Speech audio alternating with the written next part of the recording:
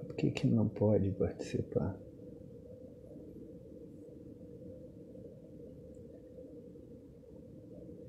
Ué.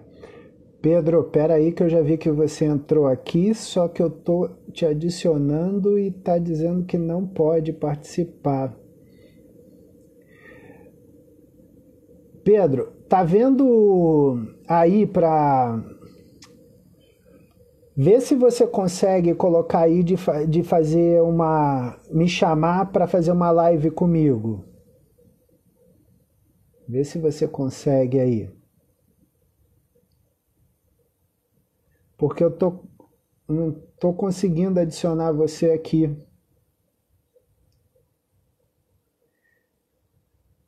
Vê se você consegue, Pedro. Lá embaixo, ou aí quando você entrou, tem uma coisa de colocar, adicionar, entrar em conversa comigo. Você tá conseguindo?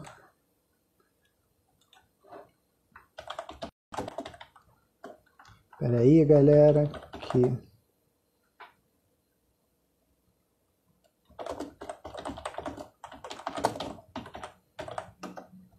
porque eu não estou conseguindo adicionar aqui o Pedro, não sei por quê.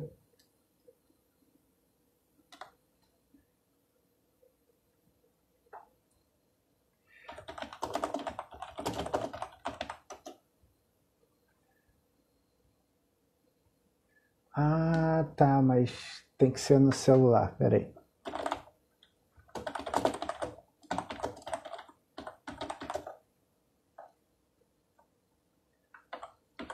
Peraí, pessoal, um probleminha técnico aqui. E a gente já vai adicionar o Pedro aqui.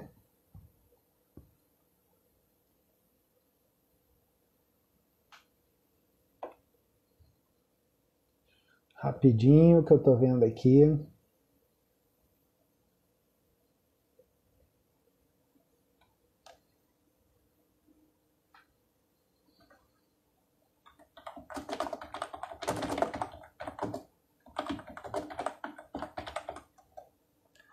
Rapidinho, pessoal. Enquanto isso, que eu estou ajeitando aqui a sala com o Pedro. Pessoal, hoje a conversa vai ser com o Dr. Pedro Pontin, que é aqui da Care Club aqui de Piracicaba, médico do Palmeiras, aqui de São Paulo. Então a gente vai conversar sobre mecanismos de lesões, tá? E, enfim, sobre o que pode acontecer para as pessoas, apenas pessoas aí que estão correndo. Então ele já está entrando aqui. Espera aí. Fala, Pedro. Ô, Gé, Tudo desculpa, bom? desculpa o problema técnico aí. Não, tranquilo, cara. Como é que você tá aí na quarentena? Trabalhando muito?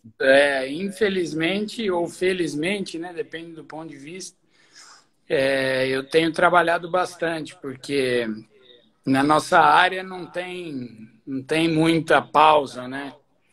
As Sim. pessoas, elas continuam tendo seus problemas que precisam de ajuda médica, agora com algumas ferramentas online, né?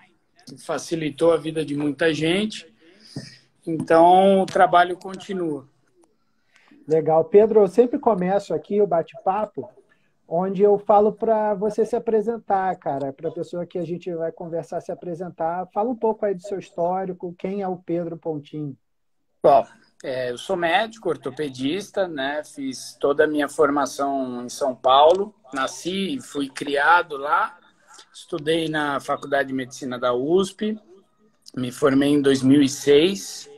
Entrei na residência em ortopedia e traumatologia também, lá no HC da USP, onde fiquei por 3 anos. Depois eu prestei para fazer a minha subespecialização dentro da ortopedia, que foi a área de cirurgia de pé e tornozelo. Aí acabei ficando fazendo a preceptoria, que é como se fosse um mentor dos residentes. Aí fiquei mais 2 anos na preceptoria. Aí fiz doutorado na Universidade de São Paulo. Aí fiquei mais 3 anos. E aí, depois de 14 anos de vida acadêmica, comecei a trabalhar em consultório privado, na Care Club, já na própria preceptoria. E aí foi que a carreira começou, né? Então, tem todas. Legal. Pedro, antes de começar o nosso bate-papo, eu quero saber o seguinte: você iria para o Flamengo ou não? Só brincadeira, não precisa responder isso, não. Acho que o Flamengo está muito bem servido de departamento médico, então eles estão muito satisfeitos com os médicos que eles têm lá. Não, estou brincando com você, é só uma brincadeira aí. De um carioca, né? Carioca, acho que você já deve ter alguns amigos aí que gostam de sacanear um pouco as coisas. Pedro, vamos conversar hoje sobre mecanismos de lesões, né? E você tem um trabalho muito importante aqui na Care Club de Piracicaba. Tenho alunos que frequentam lá o trabalho junto com você. E o que acomete mais as lesões em quem está correndo? O que você encontra mais no seu dia a dia? Olha, a corrida ela tem uma particularidade muito significativa, né, por ser um esporte que envolve um movimento cíclico, né? É um esporte de endurance, ou seja, é uma prática que a pessoa chega à exaustão, né? Ela pratica por horas, quilômetros, e é sempre o mesmo movimento, né? Então, é um esporte, assim como o ciclismo, a natação, que repete mais ou menos essa ideia, em que as lesões por repetição elas são muito mais frequentes do que as lesões por trauma, né? Então, por exemplo, se a pessoa que luta, é óbvio, ela tem uma chance de se machucar muito maior com um trauma do que uma pessoa que corre, né? Não que não ocorra, né? Os acidentes, né? As torções, etc. Então, falando em lesões de repetição, nós chamamos elas de lesões de sobrecarga. E invariavelmente na corrida, a parte do corpo mais acometida são as pernas, né?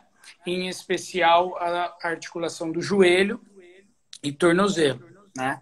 E tudo que está envolvido no funcionamento dessas duas articulações acaba também sofrendo consequências, né?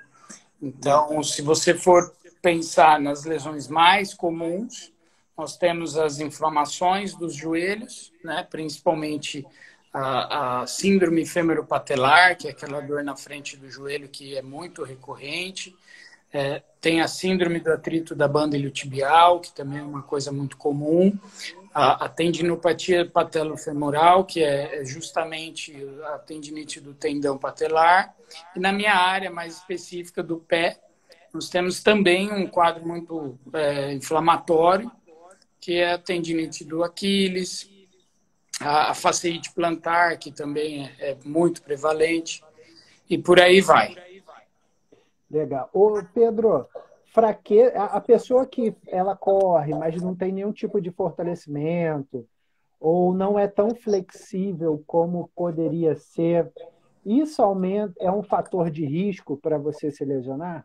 Sim, com certeza, né?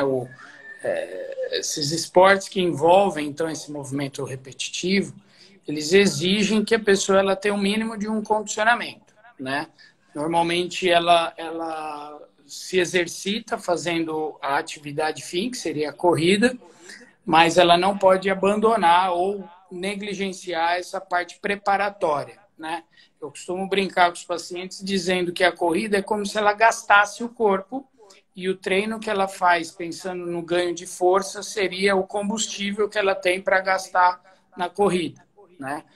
Se a pessoa não tem tempo, se ela não tem oportunidade de fazer as duas coisas, é evidente que a gente sempre incentiva ela a fazer aquele esporte que mais lhe agrada, né? Mas pensando numa situação ideal, a preparação física por meio do fortalecimento é fundamental. Pessoal, quem quiser fazer pergunta aqui para o Pedro no bate-papo, manda aí no comentário ou na interrogação, que eu vou passando as coisas aqui, tá bom? Pedro, a gente encontra essas pessoas, principalmente homens, né? Que não são tão flexíveis assim, Em compensação, a gente vê também nas mulheres uma frouxidão articular, né? E ligamentar muitas vezes ali acontecendo. A questão da frouxidão ligamentar ou hipermobilidade também facilita o aparecimento de lesão e também é um fator de risco para lesão?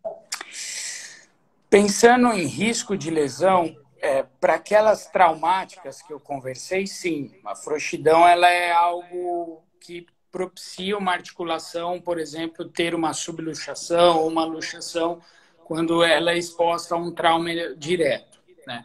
Pensando nas lesões de sobrecarga, a frouxidão ligamentar ela está ligada bastante a uma condição própria da pessoa. Então, aquele corpo ele está adaptado àquela situação. Basicamente, ela precisa ter uma preparação diferente daqueles que não têm a frouxidão ligamentar. Então, a especificidade do treino muda, e você, como um preparador físico, sabe muito melhor do que eu, você muda um pouco a estratégia preparatória. Mas particularmente, a gente não vê mais lesões em pessoas que têm frouxidão por sobrecarga. Ó, Pedro, eu já recebi 2 perguntas aqui. Vou mandar uma aqui, falo outra. O P. Teixeira, aqui ele emendou se a repetição do exercício é mais importante que a...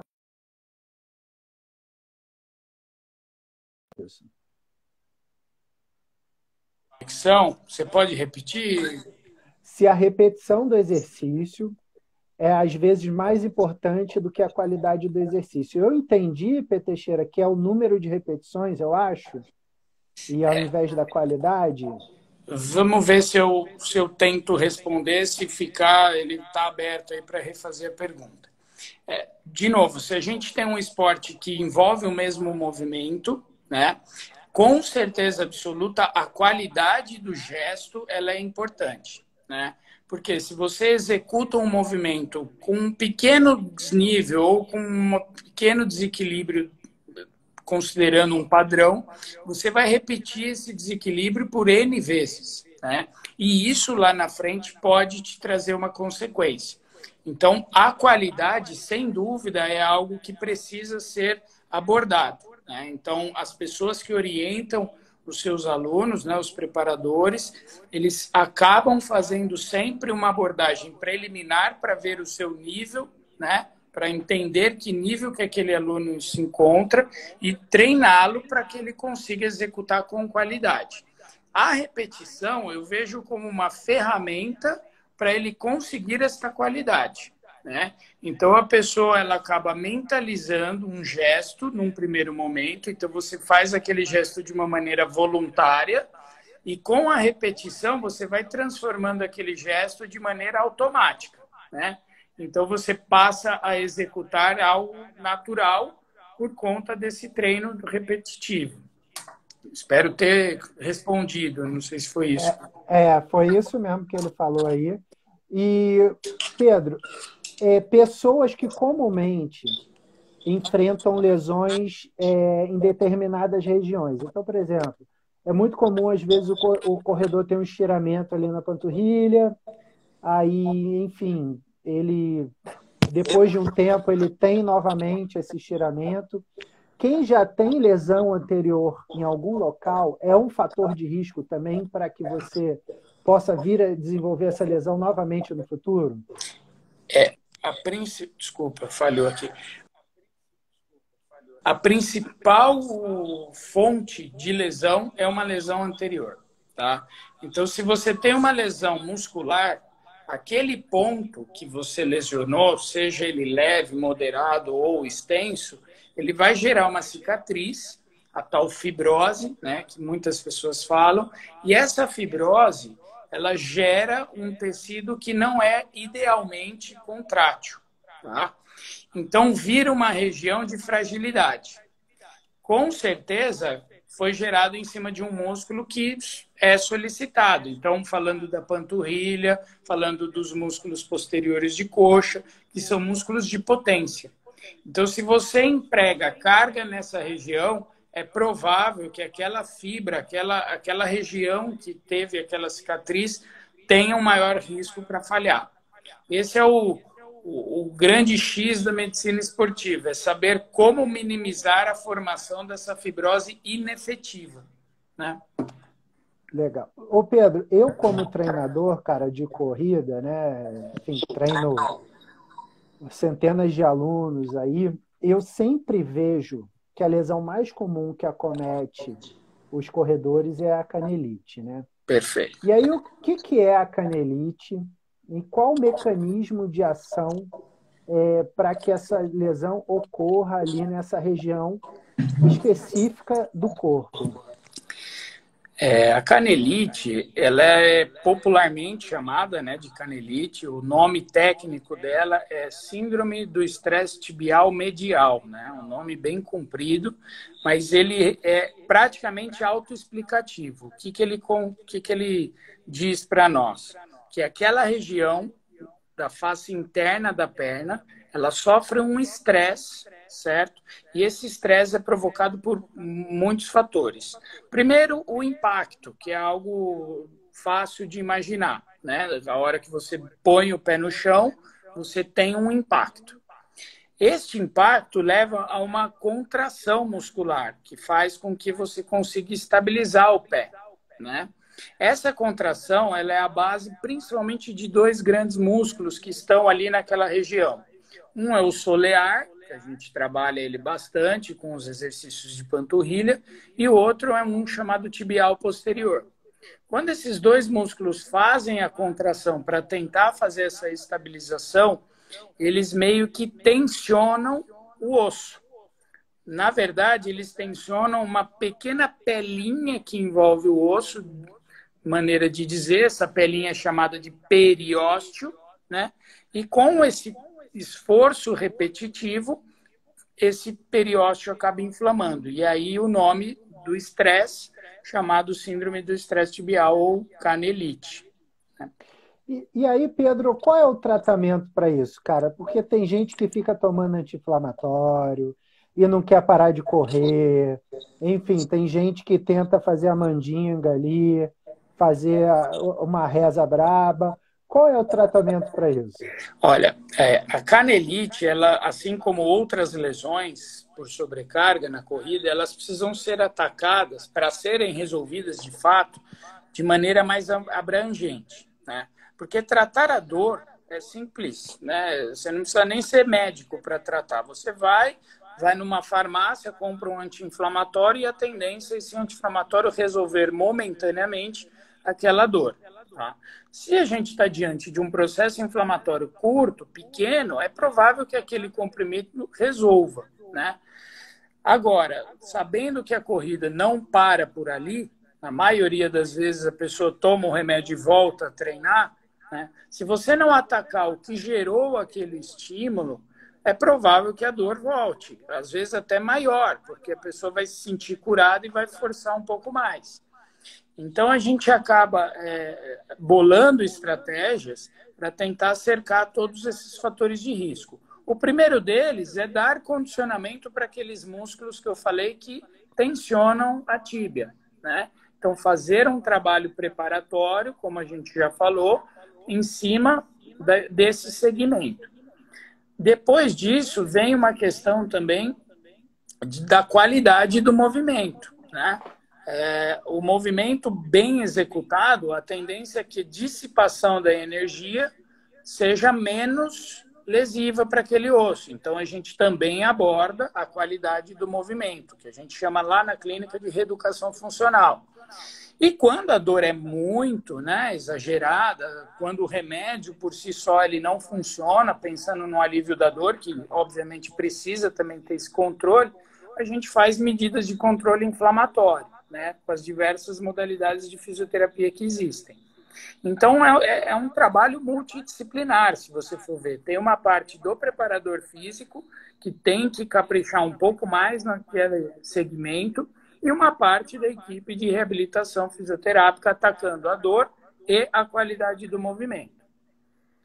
Legal. Pedro, eu recebi aqui uma pergunta falando sobre, a pessoa ela tem um membro mais curto do que o outro. Eu acho que é a perna. E aí isso facilita também a dor na região lombar? Bom, a dismetria, que é o termo técnico para esse desnível, né, uma perna mais curta que a outra, ela tem vários graus, né? Você encontra dismetrias sutis, e isso é uma dúvida muito frequente no consultório, né? A pessoa que acha que pelo fato dela ter uma perna um pouco maior do que a outra, isso é um problema, tá? Já aviso, a gente tolera até 2 centímetros, sem perceber. Muitas pessoas têm essa diferença e não sabem, porque elas nunca fizeram o exame e nem precisam fazer, tá? A gente só faz esse tipo de medição quando busca um problema relacionado a isso. Mas uma vez que você fez essa avaliação e chegou nessa conclusão, aí você começa a entender qual a repercussão que essa dismetria provocou no corpo da pessoa. Quando ela é muito acentuada, ela provoca uma obliquidade pélvica, né? Ela gera um desbalanço quando a pessoa está com os 2 pés apoiados no chão e as pernas retas, e essa inclinação pélvica ela é compensada, em algumas vezes, com um desvio da coluna, né? Esse desvio da coluna, ele é adaptado ao longo do tempo, porque essa diferença, se ela não foi provocada por algum trauma, alguma outra coisa que também ocorreu, né, faz com que o corpo da pessoa se adapte ao longo da vida. Tá? Então, a tendência da pessoa ter dor por aquela dismetria, ela é muito pequena, pensando em adaptação. Agora, é verdade que essa pessoa ela vai ter um pouco mais de dificuldade em determinadas situações, e a corrida é uma delas, tá? Por conta digamos, do esforço maior que ela pode ter que executar para conseguir o mesmo desempenho que uma pessoa que não tem. Então, ela pode ser um fator dificultador para a execução do movimento, mas por si só ter dor, isso não ocorre. Uma outra doença que é muito comum que as pessoas procuram é a escoliose, que é o desvio da coluna, né? E isso da própria coluna, sem nenhum tipo de desnível. Também é uma adaptação do corpo da pessoa, que não costuma dar dor, né? Mas essa pessoa, dependendo do desnível ou da escoliose que ela adquire, ela pode sim ter uma dificuldade qualitativa e isso gerar uma descompensação biomecânica nela e ela vir a ter dor. Legal. Pedro, eu vou fazer um comentário em cima de uma pergunta que foi enviada aqui. Quando eu fiz faculdade lá no FRJ, né, eu cheguei a fazer um curso que eu acho que você conheceu, o Dr. Lídio Toledo, né? Opa! E aí ele foi médico da seleção, enfim. E o Dr. Lídio, ele falava, um curso que eu fiz com ele no FRJ, o Dr. Lídio falava o seguinte, tudo era gelo. Gelo era qualquer coisa, a gente tinha que colocar gelo, né? Então, gelo era para, sofreu um negócio, gelo. Sentiu dor, gelo e tal. E aí, uma pessoa que está aqui na nossa live perguntou quando se deve usar gelo. O momento certo de se usar gelo? Bom, é a dúvida cruel que às vezes as pessoas têm, né? Gelo ou calor, né? Na verdade, assim, ambos, eles buscam a anti-inflamação, o alívio da dor, tá? A maneira... Espera aí, que acho que está voltando aí. Fala aí, pode voltar. Voltando. Então, o gelo ou o calor buscam a anti-inflamação, né? Então, melhorar a dor. Como cada uma faz, isso fica muito específico, mas a rigor é isso que a gente busca fazendo uma ou outra. Basicamente, a nossa experiência diz que o gelo ela é mais efetiva quando envolve algo articular. Tá? Então, por exemplo, eu tive uma entorse, eu tive uma pancada numa articulação, gelo. A lesão muscular, na fase aguda, também se beneficia do gelo. Tá? Então, eu tive um estiramento, senti uma fisgada na panturrilha ou na coxa correndo. O gelo na fase aguda ele é muito benéfico. Tá? Inclusive, a gente, se você olhar, você já me apresentou, eu trabalho no departamento médico do Palmeiras, quando a gente tem uma lesão muscular recém-diagnosticada ali no campo, a primeira conduta é o gelo. Tá? E isso a gente persiste em até 24, 48 horas, fazendo essas sessões de crioterapia, né, que é o nome técnico para esse tratamento. Depois disso, já não há tanto benefício, tá? Então, as pessoas às vezes gostam de fazer gelo ad eterno, tá? Aí, este gelo que a pessoa gosta de fazer depois desse período, e às vezes até numa situação sem a lesão propriamente dito, a gente enquadra isso como um recovery, uma maneira da pessoa se sentir melhor, mais apta a desenvolver uma nova atividade com esforço futuro, tá? Mas aí ele tem menos a função reparadora que quando ele é empregado na fase aguda. Eu uso o calor, tá? Aproveitando já para esgotar essa dúvida, naquelas dores musculares, tá? Que são recorrentes. Então, por exemplo, dor lombar, dor na cintura escapular, no pescoço. Então, aí o calor ele acaba sendo até mais prazeroso de se fazer, porque a pessoa relaxa, ela fica menos tensa. Que boa parte das vezes essas dores têm um componente tensional. Legal. Pedro, eu recebi uma pergunta aqui, ó. Meu filho é atleta sub-15, mas está treinando agora em um time profissional. Sempre treinou em clubes amadores.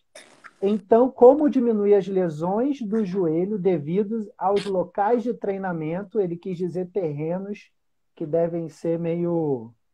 Não devem ser de tanta boa qualidade, eu entendi assim. O esporte amador, infelizmente, ele paga um preço, né? Ele, digamos que é uma fase quase probatória, né, para a pessoa virar profissional no Brasil. De fato, não tem muito milagre, né? Quando você não tem as melhores condições, você está sujeito a ter complicações, né?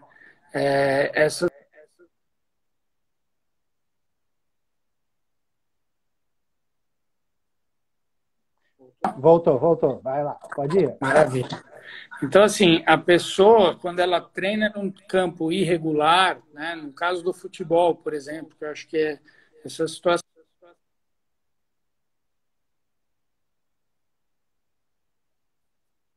Vai, pode ir. Tá oscilando um pouquinho.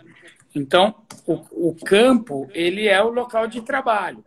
Então, se a pessoa tem um buraco, se ela tem um campo muito duro, ou seja, aquilo vira um obstáculo.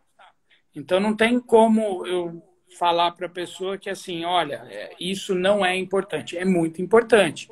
Então, os clubes, né, que pretendem fazer com que aqueles jovens se formem em atletas, o investimento na base é fundamental em todos os cenários, inclusive nas condições de trabalho, principalmente nas condições de trabalho, né? O que a gente recomenda para tentar superar esse obstáculo, digamos assim, é a pessoa ter aquela fase preparatória durante, né, os treinamentos muito bem executadas, que infelizmente nem todos os atletas entendem isso e executam de uma maneira efetiva, né? Então, o jovem, principalmente com 15 anos ou menos até, eles têm um pouco de dificuldade de entender que isso é muito relevante, não para aquele momento, porque um jovem de 15 anos praticamente não sente dor, mas para extrapolar para uma carreira mais longeva. Então, a minha recomendação é buscar, logicamente, sempre bons locais de treino e manter uma preparação adequada para aquela superfície. Pessoal, estou recebendo várias perguntas aqui, ó, e aí vocês podem usar aqui as perguntas para o Pedro no comentar ou na interrogação aí embaixo, tá? Pedro, eu sempre tive uma dúvida, e aí conversando com vários colegas, sobre... hoje em dia eu vejo uma crescente de atletas que são maratonistas e estão se tornando ultramaratonistas, né?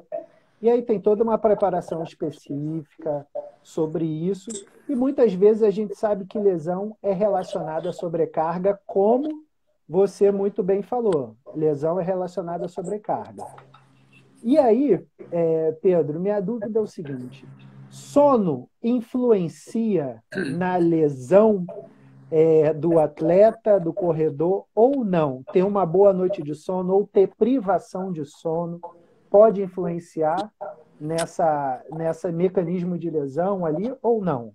Na alta performance, Rogério, a gente valoriza o sono em igual, se não mais importância do que o próprio treino, tá? Então, todo atleta, quando ele chega no centro de treinamento para fazer uma primeira avaliação, se não é a primeira, uma das primeiras perguntas é como passou a noite. Porque é durante o sono que muita coisa acontece, né?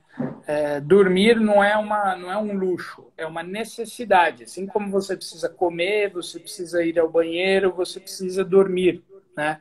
Porque durante o sono muita coisa rola bioquimicamente falando no seu corpo para te deixar apto para fazer tudo o que você precisa fazer no dia seguinte. E quando a pessoa é um atleta, seja ele profissional ou não, isso está diretamente relacionado ao quão preparado o seu corpo vai estar para executar. Então, uma das síndromes, né, que é a síndrome do overtraining, ela basicamente ela ocorre quando a pessoa emenda um treino no outro, né, numa expectativa ou num desconhecimento, seja qual for a causa, de que ela está melhorando a sua performance, quando na verdade não, ela está se afundando, né? Ela está indo para um labirinto que ela não vai conseguir sair depois. Então, sim, é muito importante a valorização do sono, né? Porque senão a tendência é a pessoa não conseguir performar bem e, ao contrário, ela regredir. Legal. Ó, Pedro, recebi aqui como tratar a dor no trato iliotibial.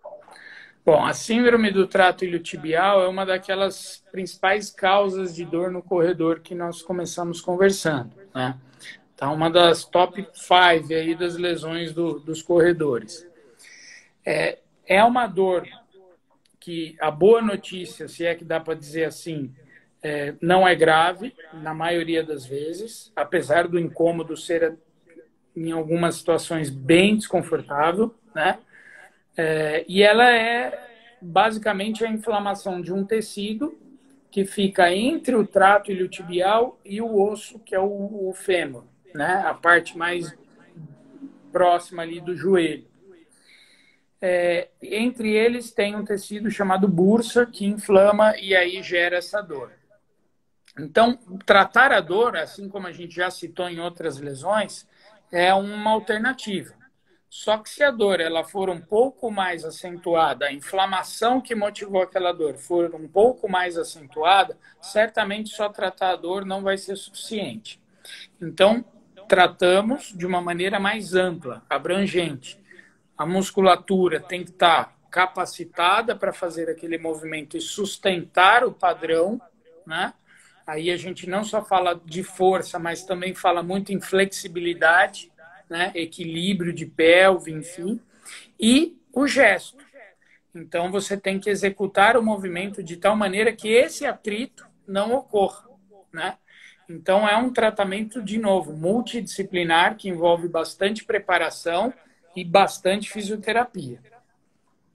Ô, Pedro, eu não sei se você teve contato com isso, mas aconteceu comigo já treinando alguns alunos. Como você falou, há uma diferença entre performance, atleta de elite, e atleta amador, mas que queira trabalhar um pouco de performance, né? E aí eu venho vendo em provas vários atletas se lesionando e continuando tomando Advil, né? Para continuar na prova e completar. Muitas vezes até com alguns colegas meus falando, pô, não, toma para completar e beleza, vai, enfim. Esse Advil sendo tomado no meio de uma lesão, continuando a prova, o que isso pode acarretar para o atleta, né, seja ele amador ou competitivo, a médio, curto, médio e talvez longo prazo? Olha, Rogério, eu vou até ser sincero contigo, tá? Eu sou muito adepto de ir até o fim com o sonho daquela pessoa. Então, tudo tem este propósito. Qual é a sua meta? Né? A sua meta é terminar uma maratona? A sua meta é fazer a próxima prova? A sua meta é ser campeão do mundo?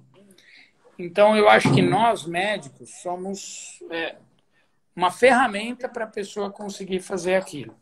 É bem verdade que no meio do caminho eu tenho que dar um pouco de lucidez para aquela pessoa e colocar alguns limites, do tipo, olha, não faça isso porque a consequência pode ser pior do que o benefício que você está almejando. Tá? Mas é bem verdade que, dependendo do desafio, vai ter um pouco de sofrimento. Então, quando a gente está falando de uma maratona, quando a gente está falando de um esporte que envolve muito esforço, é esperado que a pessoa tenha, naquele gesto, naquele percurso, algum desconforto. E isso, se bem orientado, se previsto, pode ser indicado tomar aquela medicação. Então, eu sou contra mascarar sintomas. Então, eu não sei o que é, eu vou tomar esse negócio aqui, que eu ouvi dizer, às vezes é assim, né? Ouvi dizer que faz bem. Estou lá e tomo. Isso é um crime.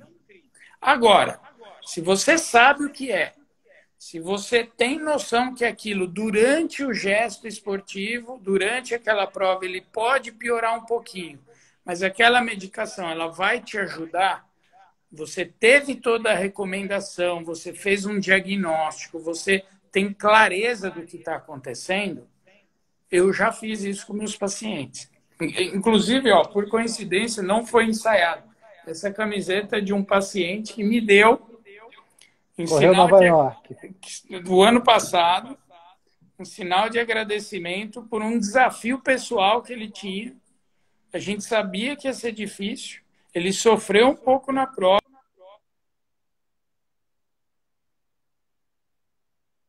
Voltei? Voltou, vai lá. E me trouxe isso daqui em agradecimento. Ele tomou um Advil na prova. Mas assim, nós sabíamos exatamente o quilômetro que ele ia precisar tomar o Advil. Nós sabíamos por que ele estava tomando aquele Advil. Nós sabíamos quais as consequências que aquilo poderia trazer para ele. E tudo ficou bom, graças a Deus. Ele cumpriu a missão dele e me trouxe uma camiseta. Então, assim, eu acho que o ponto, Rogério, não é tomar ou não tomar o Advil ou qualquer medicação que seja. É você ter o diagnóstico e ter clareza do que você tem que fazer em cima disso. Tá? E o ideal com a supervisão de um médico, né? Sim. Exatamente é o que aconteceu com o seu atleta aí, que muitas vezes as pessoas tomam, Pedro, e você deve saber disso porque ouviu, né? Fulano tomou, esse é o pior jeito. Pô, fulano tomou, vou tomar também para completar essa prova aqui e tal, e aí pode dar o problema. Ô, Pedro, você falou na pergunta anterior sobre o gesto esportivo, né? E como isso é importante. A Carry Club, ela tem um trabalho maravilhoso aqui em Pira, né? Até com a Simone e com o Lucas, sobre essa questão do gesto esportivo, da mecânica esportiva.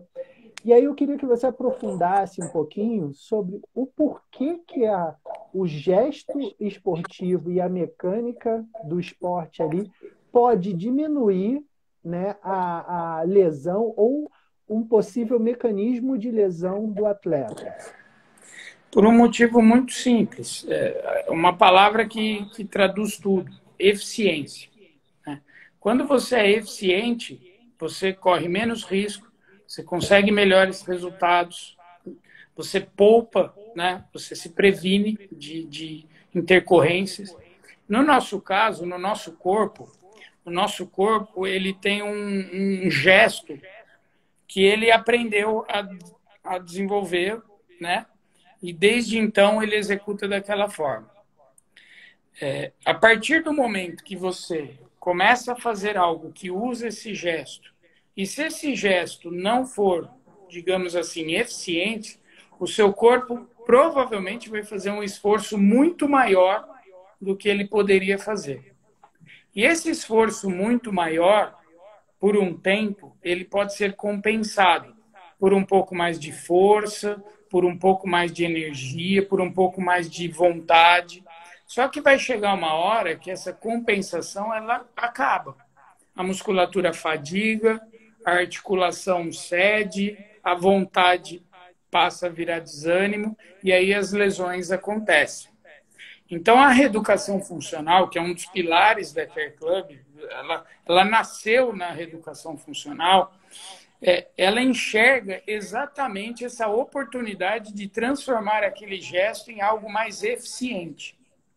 Então, é você pegar uma pessoa que faz de determinado jeito, fazer ela fazer de uma forma um pouco melhor.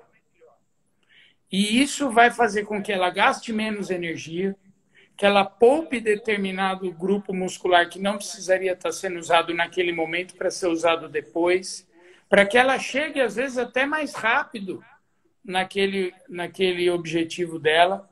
Então, basicamente, a palavra que se traduz é eficiência. E aí, com certeza, você consegue prevenir, tratar e performar em algumas vezes, né? Legal. Pessoal, quem quiser fazer pergunta, faz aí que eu estou recebendo as perguntas aqui. Pode fazer para o doutor Pedro aí. Pedro, é muito comum muitos dos alunos, na verdade, eles não pensam nas condições ambientais e como elas podem influenciar alguma lesão, né?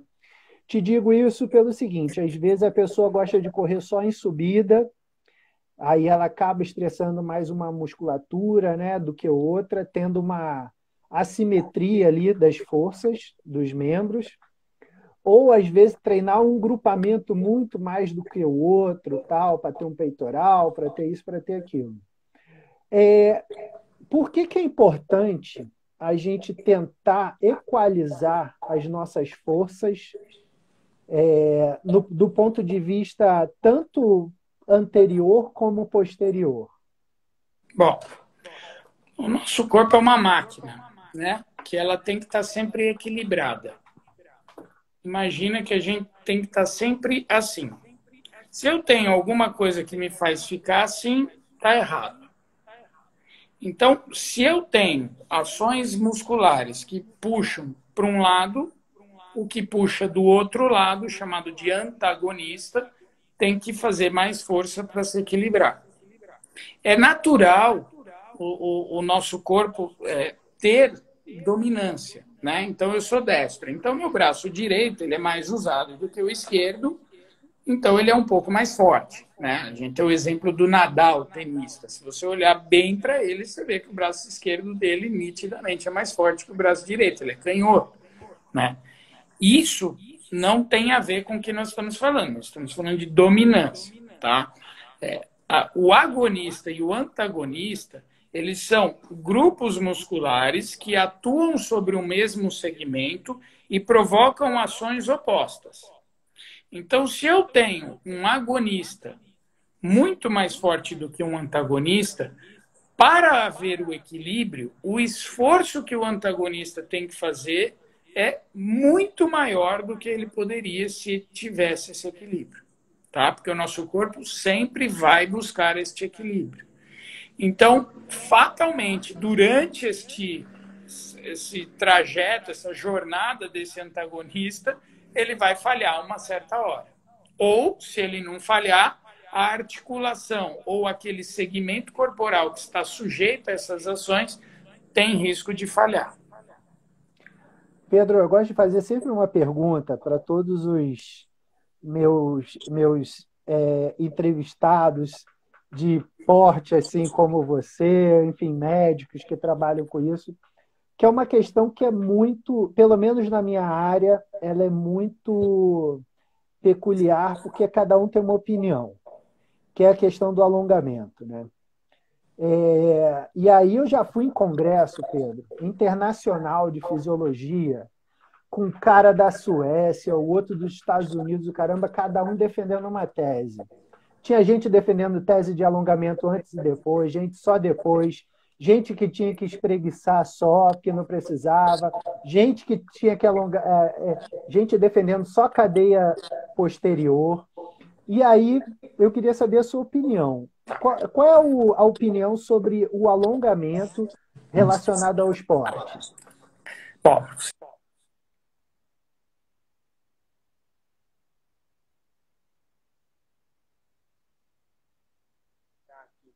Voltou, vamos lá.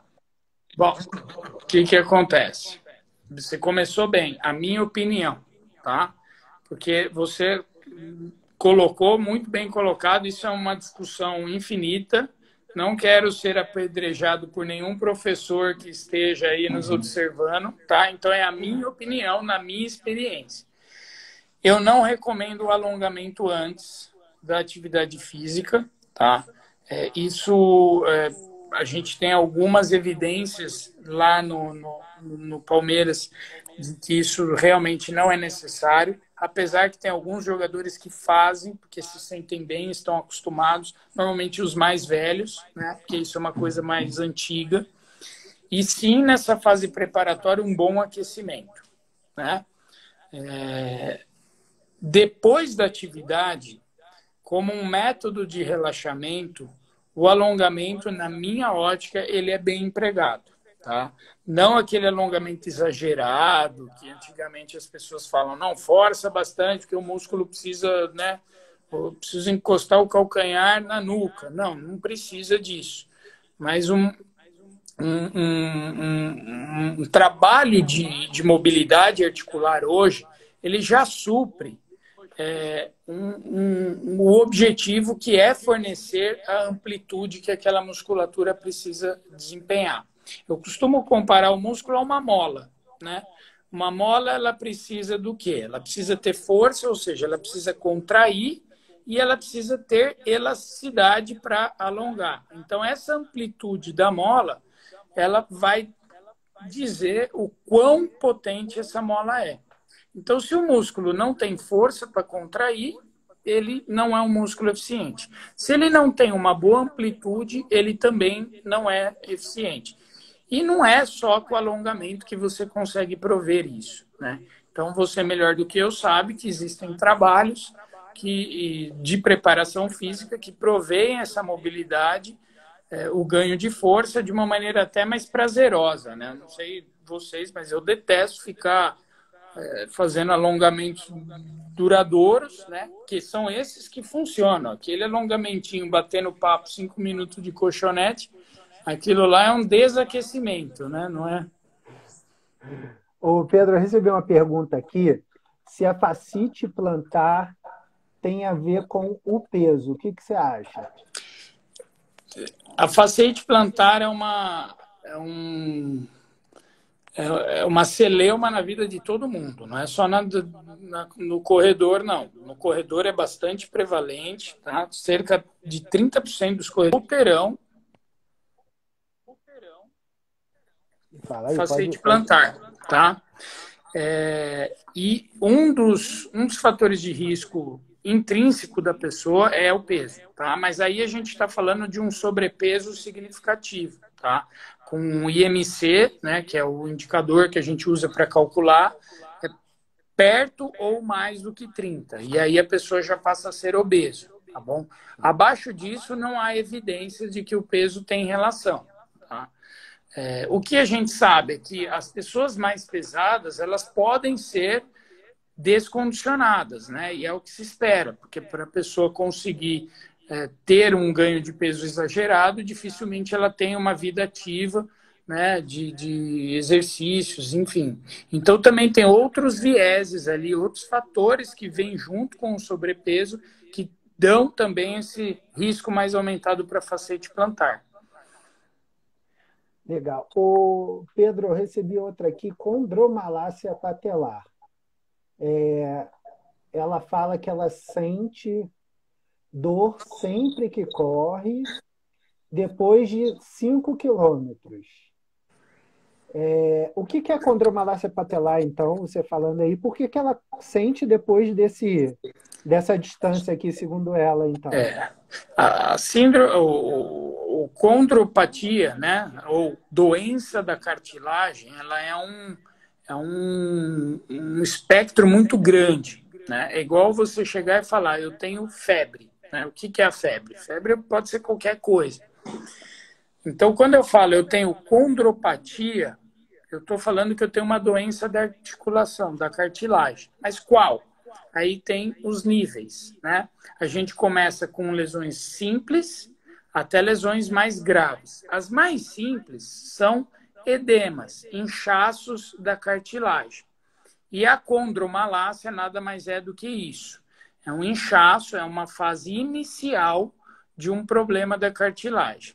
Conforme essa cartilagem ela vai ficando doente, piorando a situação dela, aí ela começa a ter fissuras, rachaduras, erosões, até a hora que essa cartilagem some, né? Que aí vira o desgaste ou a osteoartrose. Tá? Isso é um problema natural, todos nós envelhecemos, temos o desgaste da articulação, mas algumas coisas fazem a gente ter isso antes, né? A corrida, esportes que envolvam, né, o uso do membro inferior, eles são uma dessas coisas. Porém, você se preparando bem, você consegue manejar bem e levar uma vida normal, mesmo tendo a condromalácia. Condromalácia patelar, tendinite patelar e a síndrome da banda iliotibial são as 3 doenças mais comuns do corredor. Então, o que ela tem, grande maioria dos corredores tem também. E tem muita gente correndo com isso. Mas tem alguma explicação de ela sentir só depois de 5 quilômetros aqui, segundo o que ela falou, ou não? Tem, com certeza. O fator que leva essa condromalácia, ele está muito relacionado a problemas próprios da pessoa, né? Às vezes genéticos, né? Mas o que a gente costuma ver são problemas, como a gente já conversou aqui, biomecânicos, né?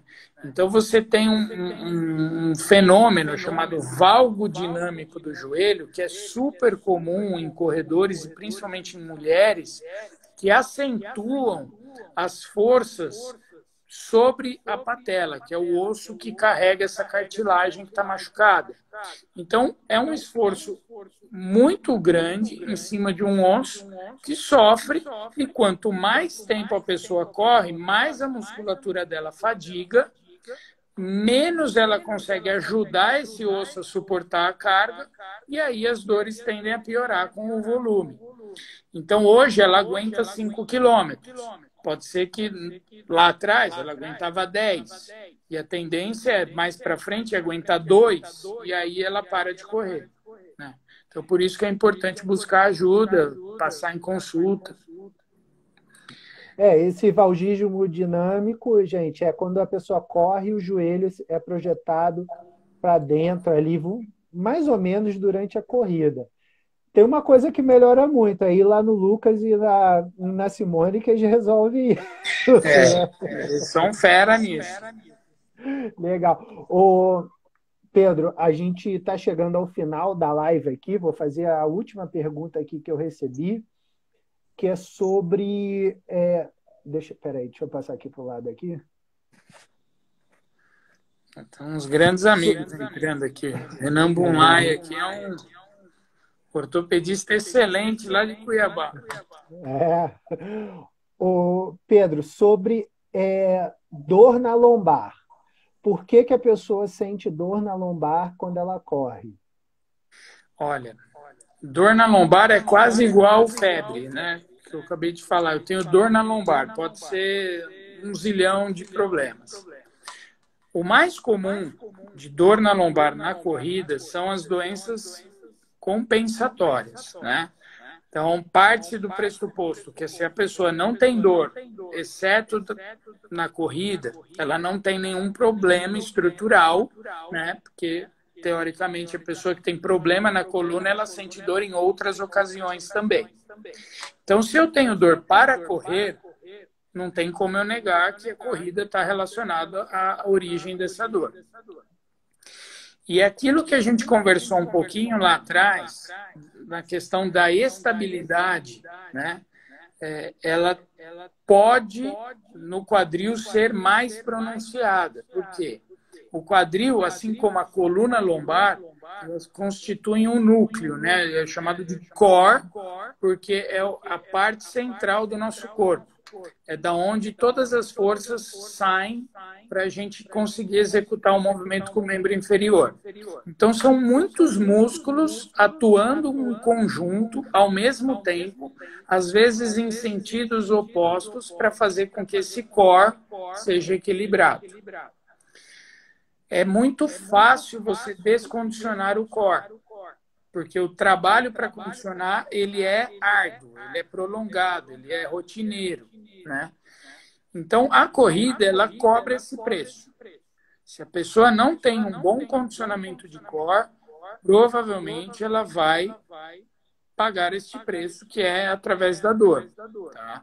Então, é óbvio que precisa de uma avaliação, precisa passar em consulta para olhar direitinho o porquê dessa dor. Isso é uma explicação bastante ampla, mas é o mais recorrente, é o mais comumente visto, felizmente, né? Porque não é nada grave. Pedro, queria agradecer muito a sua presença aqui na minha live aqui que eu estou fazendo do Piracicaba Saudável, cara, com vários médicos aí, pessoal de fora, uns amigos meus. Queria que você deixasse o seu contato aí para a galera. Essa live, pessoal, vai lá no meu canal no YouTube a partir de amanhã. Ela fica 24 horas aqui no meu Instagram.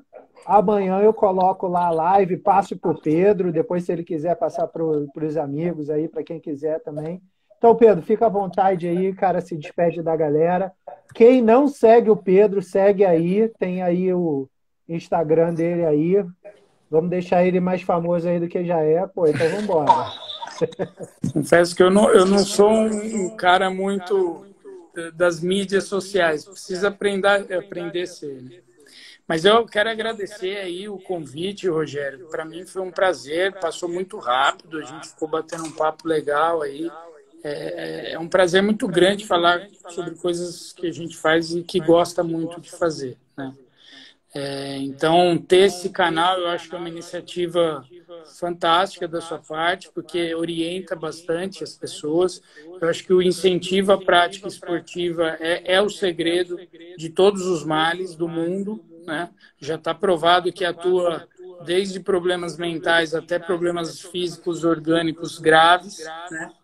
Então, pratiquem esporte, busquem profissionais que possam te ajudar a chegar nos seus objetivos, né? Na Care Club, a gente presta um serviço multiprofissional, porque a gente sabe que o caminho para se chegar nesse objetivo, ele não depende de uma única pessoa, ele depende de um time que tem que estar preparado e alinhado com esses objetivos, né? A Care Club de Piracicaba, hoje, ela é muito privilegiada, porque ela tem um time fantástico, tem todos os serviços que em São Paulo tem, por exemplo, aqui nós temos, e com profissionais de ponta, né? E para mim é mais do que um sonho conseguir trazer esse nível de atendimento vindo de São Paulo, vindo da alta performance, para uma cidade que respira o treino, respira o esporte, que é Piracicaba e região, né? Porque nós somos privilegiados em ter essa geografia, em ter esse clima, em ter essas oportunidades, em ter excelentes assessorias como a sua, que faz um trabalho belíssimo, encanta os seus alunos. Então, acho que é uma química perfeita. Pedro, queria te agradecer, então, meu irmão. Obrigado. O Instagram já vai derrubar a gente aqui já, cara. Faltou um minutinho aí para a gente terminar. Mas brigadão mesmo, cara. E vamos marcar uma próxima aí quando puder. Beleza? Estou à disposição. Um grande abraço para todos aí. Obrigado, gente. Essa live vai estar amanhã, a partir de amanhã, lá no meu canal, professor Rogério Cardoso, lá no YouTube. Um abraço, Pedro. Um abraço a todo mundo aí, galera. Tchau, tchau. Valeu, tchau, tchau.